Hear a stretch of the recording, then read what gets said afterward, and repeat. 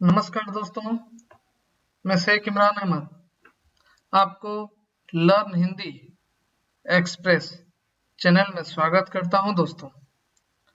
दोस्तों आज हम हिंदी विषय में महत्वपूर्ण विषय को लेकर आपके सामने आए हैं। दोस्तों आज हम अध्ययन करने वाले हैं यूजीसी नेट के पाठ्यक्रम या एसएसबी हिंदी लेक्चरर की एग्जाम जो उड़ीसा में होने वाली है, जिसकी वैकेंसी आई है, उसके लिए अति महत्वपूर्ण विषय को आपके सामने लेकर आए हैं। आज अच्छी तरीके से हम अध्ययन करेंगे और कहाँ से प्रश्न बनेंगे उसे भी देखने का प्रयास करेंगे और उस महत्वपूर्ण बिंदु को देखेंगे जहां से प्रश्न आ सकते हैं। दोस्तों यदि आप चैनल में नए हैं, सब्सक्राइब का बटन को प्रेस कर दीजिए और पास में ऑल नोटिफिकेशन का ऑप्शन को प्रेस कर दीजिए दोस्तों, ताकि हिंदी विषय के रिलेटेड जो भी महत्वपूर्ण वीडियो मैं यूट्यूब में अपलोड करूं सबसे पहले आप तक नोटिफिकेशन पहुंच जाया करे। और इस वीडियो के नीचे मैं व्हाट्सएप ग्रुप का लिंक और टेलीग्राम चैनल का लिंक भी दे दूंगा। आप वहां पर जाकर टेलीग्राम चैनल में लिंक को क्लिक करके आप ज्वाइन हो सकते हैं, ताकि यूट्यूब में जो भी वीडियो मैं अपलोड करूं उस वीडियो को मैं टेलीग्राम चैनल में डाल दिया करूंगा। आप वहां से भी जाकर वीडियो को देख सकते हैं और जो प्रश्न उत्तर भी हम जो डिस्कशन करते हैं वो भी हम टेलीग्राम चैनल में वो भी बच्चों से डिस्कशन करते हैं और आगे भी कंटिन्यू हम डाल दिया करेंगे। तो जो दोस्तों ज्यादा से ज्यादा शेयर कीजिए, उन बच्चों तक ये वीडियो पहुंच पाए, ताकि जो बच्चे तैयारी कर रहे हैं उनके पास साधन नहीं है, उन बच्चों का भी सहायता करनी बहुत आवश्यक है दोस्तों। ठीक है, क्योंकि हमें खुद की सहायता करने के साथ साथ दूसरों की सहायता करनी अति आवश्यक है। चलिए दोस्तों महत्वपूर्ण विषय को शुरू करते हैं।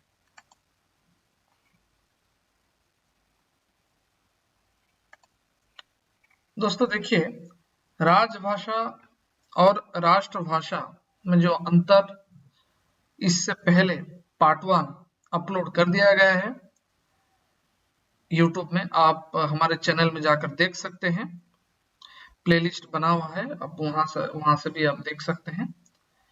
तो बच्चों राजभाषा और राष्ट्रभाषा के संबंधित आपको इससे पहले बता दिया गया है। ये आज पार्ट 2 और अंतिम ये विषय के अंतिम भाग है।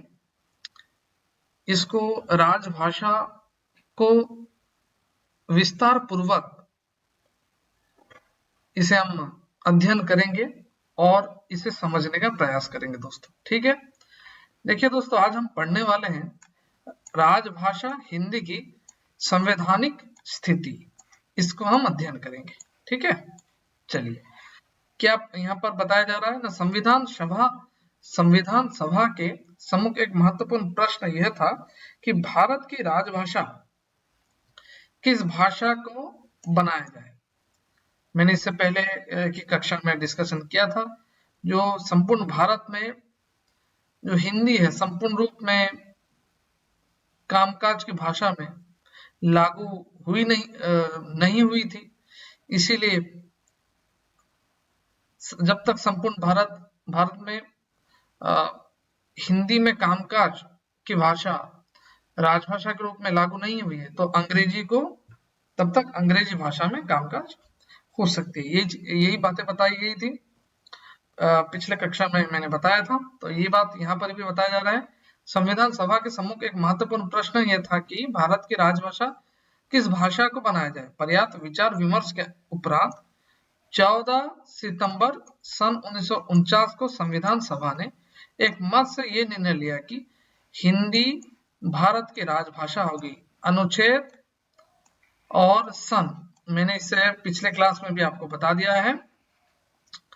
कब ये तय किया गया, कब निश्चित किया गया ना, 14 सितंबर सन 1949 को संविधान सभा ने एक मत से ये निर्णय लिया हिंदी को भारत की राजभाषा बनाया जाए। ये आप याद रखना, ये प्रश्न यहां से बहुत पूछा जाता है। ठीक है दोस्तों, कौन सी अनुच्छेद में, कौन सी ईस्वी में हिंदी को राजभाषा बनाया जाए, ये बताया गया है। ठीक है, ये चीजों को आप याद रखिएगा, प्रश्न बनते हैं। इसलिए हम लोग प्रति वर्ष 14 सितंबर की हिंदी दिवस मनाते हैं ना दोस्तों। हिंदी दिवस कब है आपको पता होगा अच्छी तरीके से। प्रतिवर्ष हम 14 सितंबर को हिंदी दिवस मनाते हैं। इसलिए मनाते हैं न राजभाषा, हिंदी को राजभाषा का दर्जा दिया जाए और ये राजभाषा हिंदी होनी चाहिए। ये 14 सितंबर सन 1949 को संविधान सभा ने मत दिया और निर्णय लिया, इसीलिए 14 सितंबर को हिंदी दिवस मनाया जाता है। ठीक है, चलिए आगे। संविधान के भाग 17 के अध्याय प्रथम की धारा 343 के अनुसार संघ की राजभाषा हिंदी और लिपि देवनागरी होगी। महत्वपूर्ण प्रश्न है दोस्तों, ये सब महत्वपूर्ण है। ठीक है, याद रखना। संविधान के भाग 17 के अध्याय 1 की धारा 343 के अनुसार संघ की राजभाषा हिंदी और लिपि क्या होनी चाहिए, देवनागरी। यहां से भी प्रश्न बन सकते हैं। संघ के राज के प्रयोजनों के लिए प्रयोग होने वाले अंकों का रूप भारतीय अंकों का अंतरराष्ट्रीय रूप होगा। किंतु इसी धारा के अंतर्गत ये प्रावधान कर दिया गया कि संविधान के प्रारंभ होने से 15 वर्ष की कालावधि के लिए उन सब राजकीय प्रयोजनों के लिए अंग्रेजी भाषा का प्रयोग भी होता रहेगा। मैंने बता दिया है ऑलरेडी।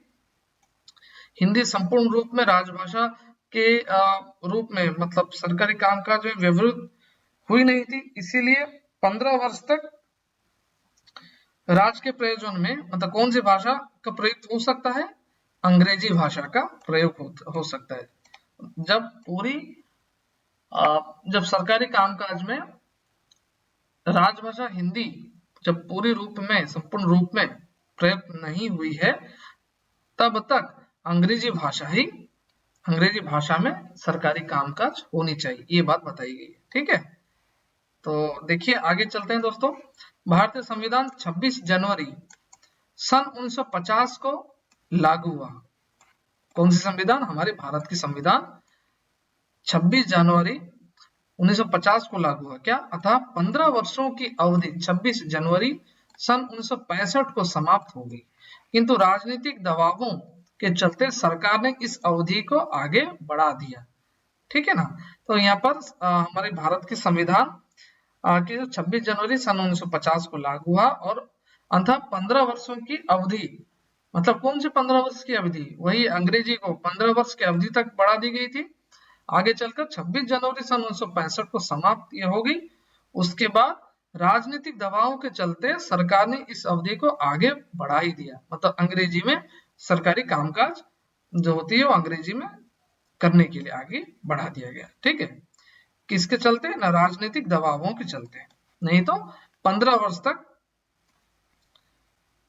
तक सरकारी कामकाज में अंग्रेजी भाषा प्रयुक्त होने के लिए आगे बढ़ाया गया था। ठीक है, चलिए परिणामतः अंग्रेजी का प्रयोग राज्य के कार्यों में अब भी हो रहा है, यह सत्य बात है।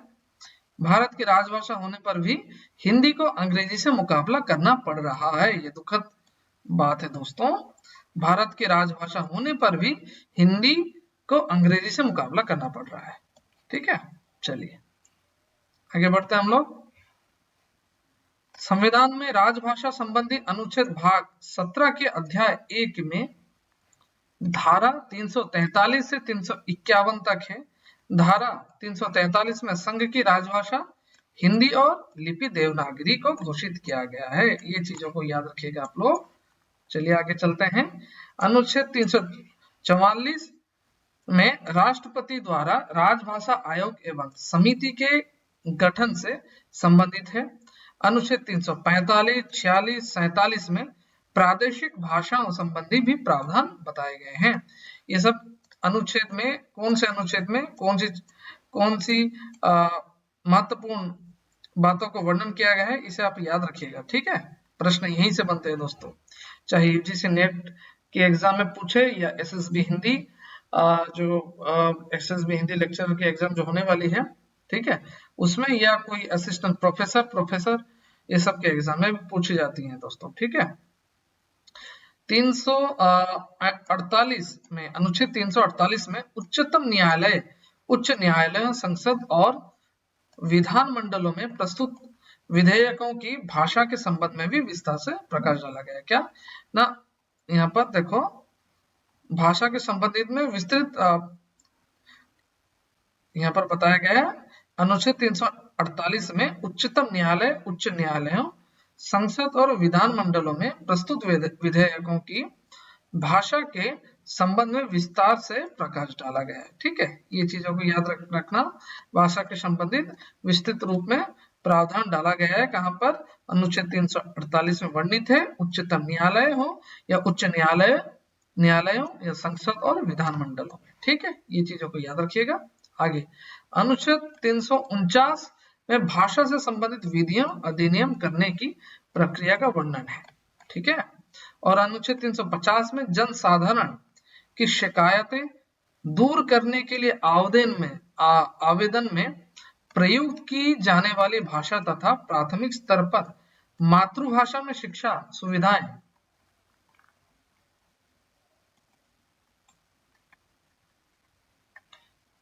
देने और भाषाई अल्पसंख्यकों के बारे में दिशा निर्देश का प्रावधान किया गया। अति महत्वपूर्ण प्रश्न है दोस्तों, यहाँ से प्रश्न आ सकते हैं। अनुच्छेद 350 में बताया गया है जो साधारण मतलब साधारण जनसाधारण मनुष्य जो हैं उनकी शिकायत को दूर करने के लिए या आवेदन में प्रयुक्त की जाने वाली भाषा तथा प्राथमिक स्तर पर जो आवेदन करते हैं, याचिका लगाते हैं, आवेदन करते हैं, उसमें भाषा तथा प्राथमिक स्तर पर मातृभाषा में शिक्षा और सुविधाएं देने और भाषाई अल्पसंख्यकों, जो भाषाई अल्पसंख्यक है, के बारे में दिशा निर्देश का प्रावधान दिया गया है। किस पे? याद रखना, ये कौन से अनुच्छेद में? अनुच्छेद 350 में, ठीक है। महत्वपूर्ण है, अति महत्वपूर्ण है, यहाँ से प्रश्न आ सकते हैं। जो बातों को मैं आपके सामने रख रहा हूं दोस्तों, उसे ध्यानपूर्वक देखिएगा, प्रश्न बन सकते हैं, उसे अभ्यास कीजिएगा घर पे, ठीक है। अनुच्छेद 351 में सरकार के उन कर्तव्यों एवं दायित्वों का उल्लेख किया गया है जिनका पालन हिंदी के प्रचार प्रसार और विकास के लिए उसे करना है। यह भी महत्वपूर्ण है। इसके अतिरिक्त राष्ट्रपति ने अधिसूचना संख्या 59/2/54 दिनांक 3/12/55 के द्वारा सरकारी प्रयोजनों के हिंदी भाषा आदेश सन 1955 को जारी किया गया, इसे बताया जाता है। इसके अतिरिक्त राष्ट्रपति ने अधिसूचना संख्या 59/2/54 दिनांक 3/12/55 के द्वारा सरकारी प्रयोजनों के हिंदी भाषा आदेश 1955 जारी किया है, जिसके द्वारा अंग्रेजी भाषा के साथ साथ हिंदी का प्रयोग भी निम्नलिखित कार्य हेतु किया जा सकता है।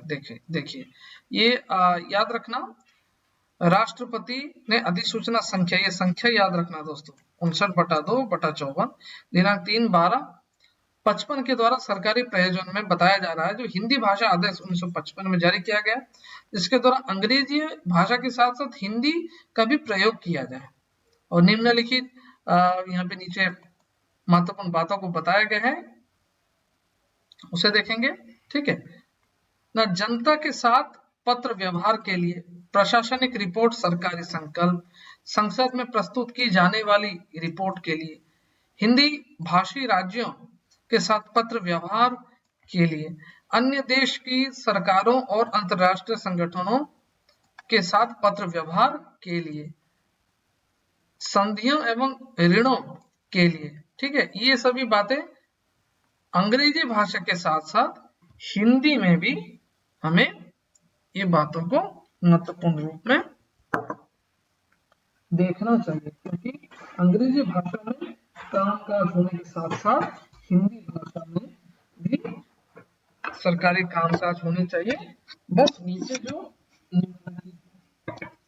शब्दों को दी गई है उसे ध्यानपूर्वक देखना पड़ेगा दोस्तों, ठीक है। चलिए 1 मिनट रुक जाइए दोस्तों, 1 मिनट रुकिए।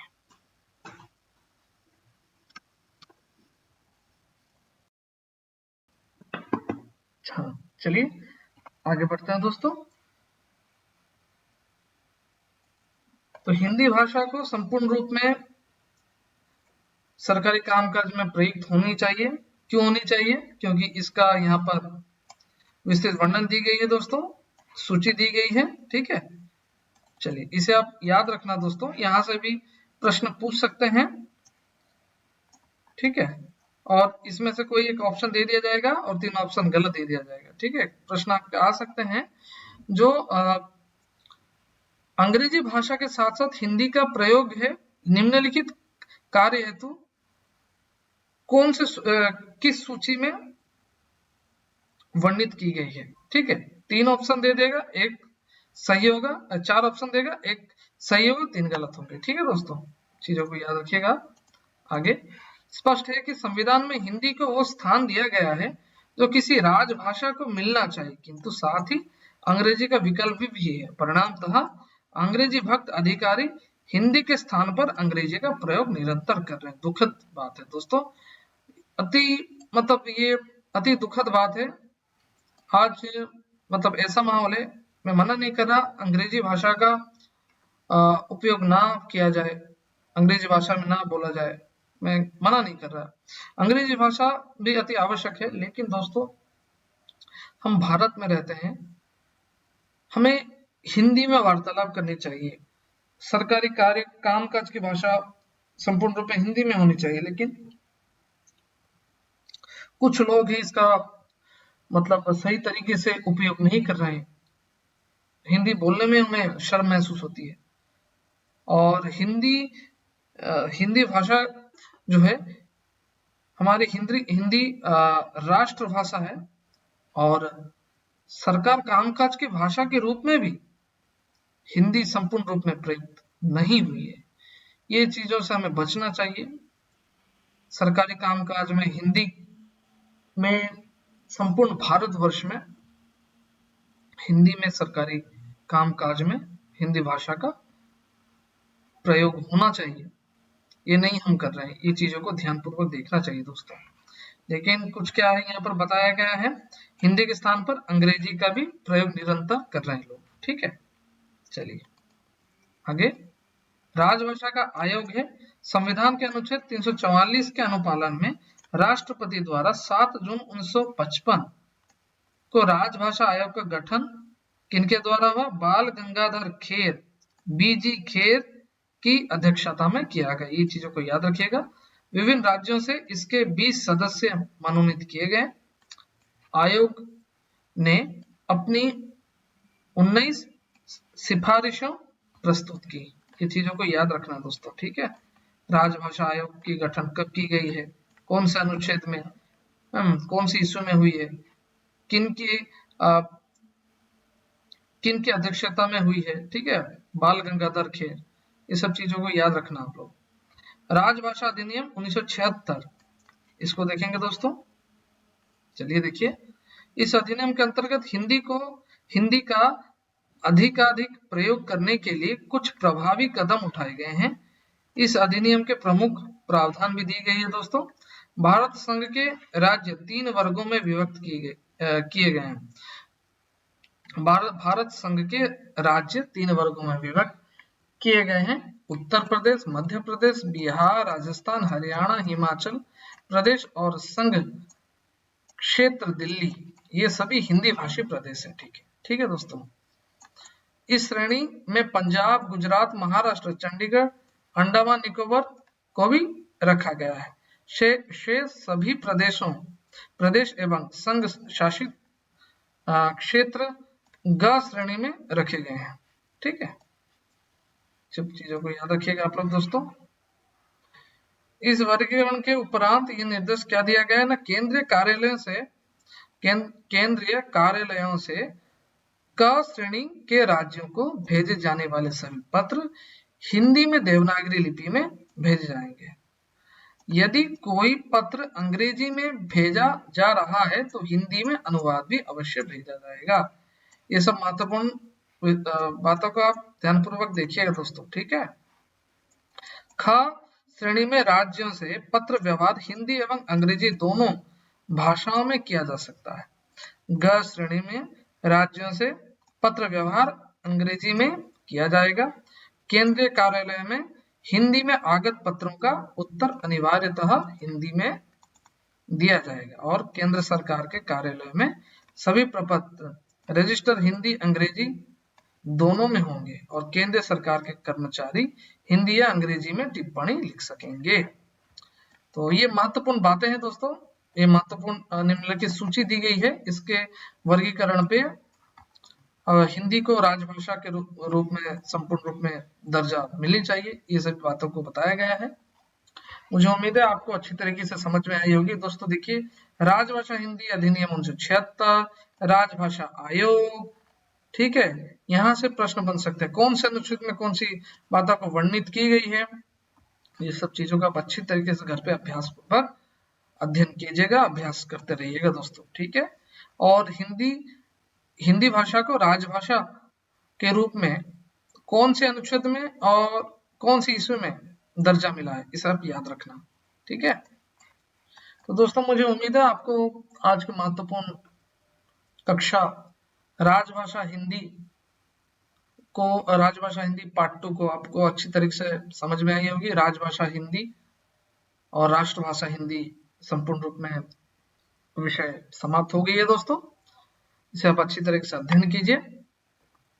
और दोस्तों एक महत्वपूर्ण बात आप सभी को मुझे बतानी है। देखिए दोस्तों, पेड बैच ऑलरेडी स्टार्ट हो चुकी है। जूनियर टीचर और OSST हिंदी, RST हिंदी की भी आपको पेड बैच स्टार्ट हो चुकी है। जूनियर टीचर में MIL हिंदी विषय को अच्छी तरीके से आपको मैं पढ़ाऊंगा। कक्षा 6 से 8वीं कक्षा तक MIL हिंदी है, जिसमें 15 नंबर का हिंदी का कंटेंट पेपर है दोस्तों, उसको मैं बहुत अच्छे ढंग से आपको पढ़ाऊंगा, सिलेबस कवर कराऊंगा। OST हिंदी के नोटिफिकेशन आगे आपको देखने के लिए मिल जाएगी दोस्तों। RST हिंदी की वैकेंसी आगे बहुत जल्दी आपको देखने के लिए मिलेगा। 4th फेज जो LTR की वैकेंसी आएगी और SSB TGT हिंदी की भी वैकेंसी आपको बहुत जल्दी देखने के लिए मिल जाएगा। जिस तरह इस बार थर्ड RST के रिक्रूटमेंट खत्म होने के बाद आपको RST हिंदी की RST regular high school teacher की वैकेंसी देखने के लिए मिल जाया करेंगे। तो यदि आपको पेड बैच लेना है दोस्तों, इस नंबर पे आप कांटेक्ट कर सकते हो 9692355067। बहुत अच्छे ढंग से आपको पढ़ाया जाएगा। आपको जो भी पढ़ाई के रिलेटेड है आपको बहुत अच्छे ढंग से पढ़ाया जाएगा और लाइव क्लासेस दोस्तों आपको दी जाएगी, क्योंकि हम विश्वास करते हैं लाइव क्लासेस में। रिकॉर्डेड क्लासेस में आप जो भी समझोगे आपको सही तरीके से नहीं समझ में भी नहीं आएगी और आपको डाउट्स भी रह जाएंगे। ये सिर्फ आपको लर्न हिंदी एक्सप्रेस चैनल के माध्यम से ही मिलेंगे, क्योंकि जो बच्चे पढ़ कर गए हैं आप उनसे भी पूछ सकते हैं। 2021 में जब पहली बार CST लागू हुई थी, CST हिंदी की वैकेंसी आई थी 2021 नहीं, CST तो बहुत पहले से, मतलब शायद 2019 से उसकी वैकेंसी आ रही है, लेकिन 2021 में हिंदी की वैकेंसी आई हुई थी। तब से जो बच्चे जुड़े थे बहुत बेहतरीन ढंग से उन्हें पढ़ाया गया है, बहुत बच्चों की सिलेक्शन हमारे चैनल के माध्यम से हुई है दोस्तों। तो यदि आपको पेड बैच लेना है आप मुझे इस नंबर पे कांटेक्ट कर सकते हो, ठीक है। बहुत गाइडेड रूप में यदि आप पढ़ना चाहते हो बहुत अच्छे ढंग से आपको पढ़ाया जाएगा। PDF नोट्स भी आपको प्रोवाइड किए जाएंगे, प्लस आपको लाइव क्लासेस के दौरान जो भी डाउट्स है आप डायरेक्ट पूछ सकते हो। बहुत अच्छे ढंग से आपको पढ़ाया जाएगा और कहाँ से प्रश्न बनते हैं A to Z आपके लिए सही तरीके से डिस्कशन की जाएगी। तो चलिए दोस्तों, फिर अगले क्लासेस में मिलते हैं। आपको हर वीडियो के दाहिने साइड में एक आई बटन का आपको एक नोटिफिकेशन दिखेगा। उसमें जो वीडियो पहले अपलोड कर दी गई है वहां से भी आप जाकर आई बटन को प्रेस करके वीडियो